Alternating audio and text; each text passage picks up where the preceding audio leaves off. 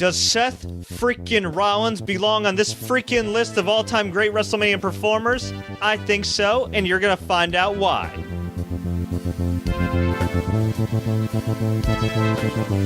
What's up, everybody? This is Fred Richani, TSC News, your home for pro wrestling news updates, reviews, interviews, and everything in between. If you're new here, please consider subscribing. On this episode of Greatest Superstars in WrestleMania History, we're going to take a look at the WrestleMania legacy of Seth Freakin Rollins, one-third of one of the greatest stables of all time, The Shield, a guy who was a great professional wrestler, and one that already has accomplished quite a bit, going on 6 years in WWE, probably a little bit more than that if you count the developmental days in FCW and then NXT. But as far as the main roster goes, from Survivor Series 2012 going into WrestleMania 34, when this is being recorded, we're a couple weeks away from his triple threat match with Miz and Finn Balor for the IC title. But we're going to look at his WrestleMania debut from WrestleMania 29 to WrestleMania 33 when he took on Triple H.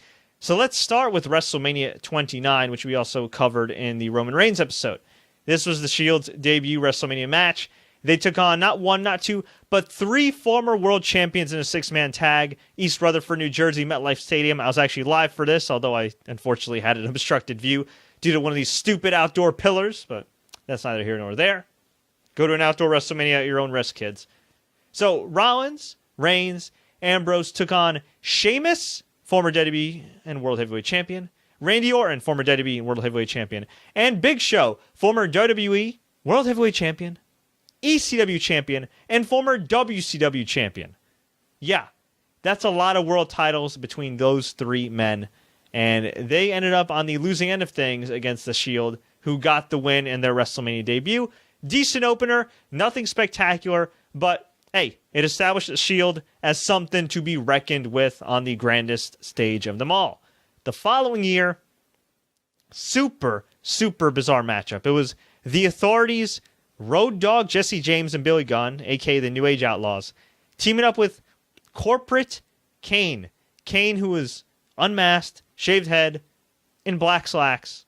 And this was a glorified squash. 3-minute match. Shield got the win. I think Billy Gunn suffered some internal injuries where he had to go to the hospital, so that kind of sucked, but they got the win.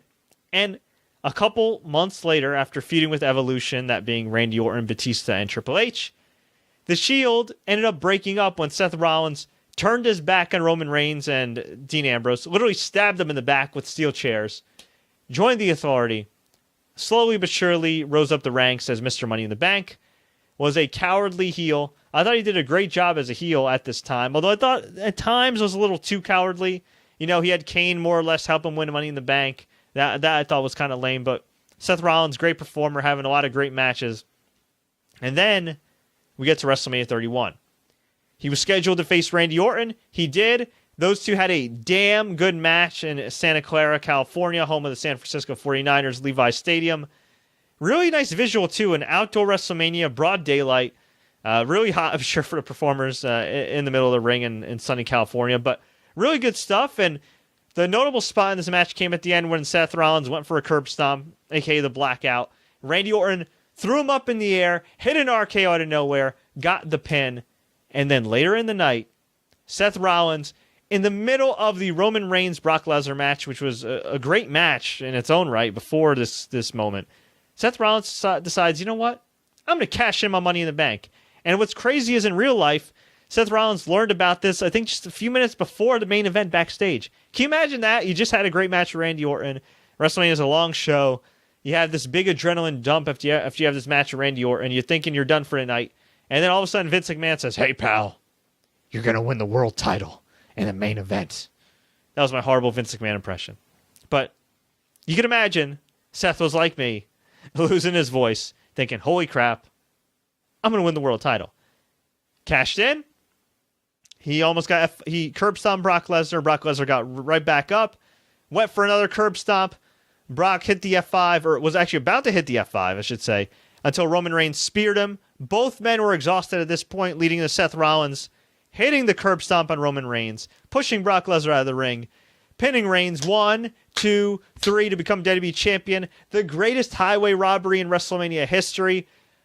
fireworks, everything. It was just an insane moment, and it's unfortunate to look back at this in some ways because while this is a great moment and it did make Seth Rollins, it also led to a kind of a not so great world title run. In fact, the way Seth Rollins was booked, where he lost so many non-title matches, especially towards the tail end when he was forced to vacate the title due to injury. I mean, I gotta say that long run of Seth Rollins as WWE champion, as great as the matches were, as solid as his mic work was probably one of the worst WWE world title reigns in quite some time. Just as far as win-loss records and how he was booked compared to other world champions, even other cowardly world champions. You know, there's a big difference between being Ric Flair in his prime, just narrowly escaping, and being Seth Rollins, who had Joey Mercury and Jamie Noble and all these other guys like Kane and whoever else helping him get the win. Jon Stewart helping him get a win. I mean, you know, it wasn't the best world title run, but Seth Rollins did well enough where it did establish him as a top guy and a force to be reckoned with for years to come. WrestleMania 32, he unfortunately had to miss due to a knee injury suffered in October of 2015 in a house show match with Kane. And that, of course, led to him vacating the world title. He would later win it back for about a few minutes from Roman Reigns at Money in the Bank 2016, only for Dean Ambrose to appropriately cash in and defeat him. And then we get to WrestleMania 32, Triple H, Seth Rollins. This is a very polarizing match because this was a very long match on a very long show, and it featured, how do I put this? A blood rivalry culminating in a match that was not appropriate really for a blood feud. I thought technically the match was pretty good. I actually really liked this match at the time because Seth Rollins got the win and Stephanie McMahon was put through a table, so that was kind of cool. But after the show, which was 7 hours long, by the way, I thought about it and I was like, you know what?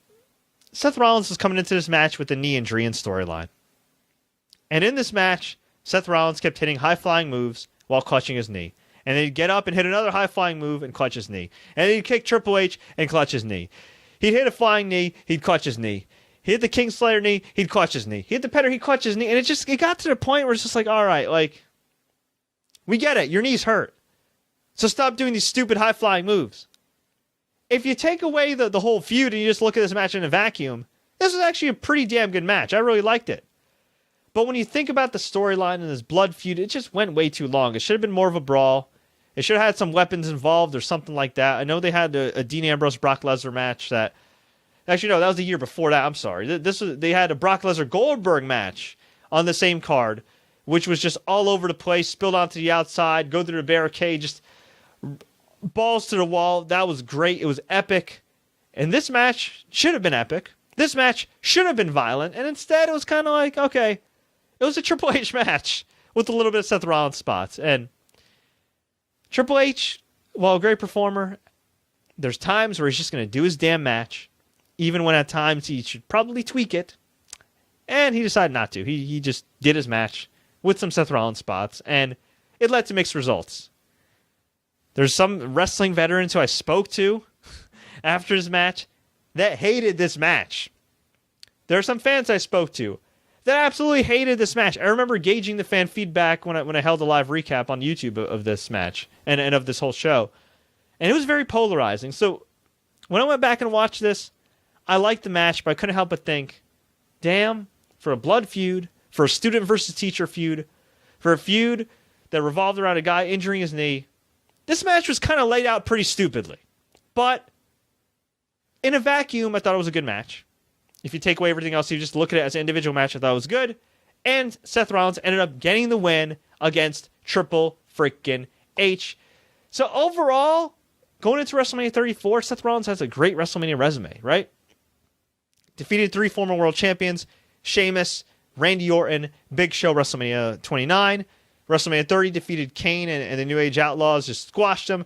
WrestleMania 31, damn good match of Randy Orton, epic RKO spot, followed by the highway robbery, the amazing cash-in. That was a great moment. I mean, you can't beat that, right? And then WrestleMania 33, pretty good match, defeating his mentor, Triple H. So while Seth Rollins still has a long freaking way to go in his career, I gots to say, he has one hell of a WrestleMania resume. If you enjoyed this video, please smash the like button, share this with all your friends. Don't forget to subscribe for more WrestleMania Greatest Superstars of All Time videos. And until next time, everybody, as always, enjoy the matches and keep watching Seth Freakin Rollins, the Kingslayer, a.k.a. Mr. Money in the Bank for life.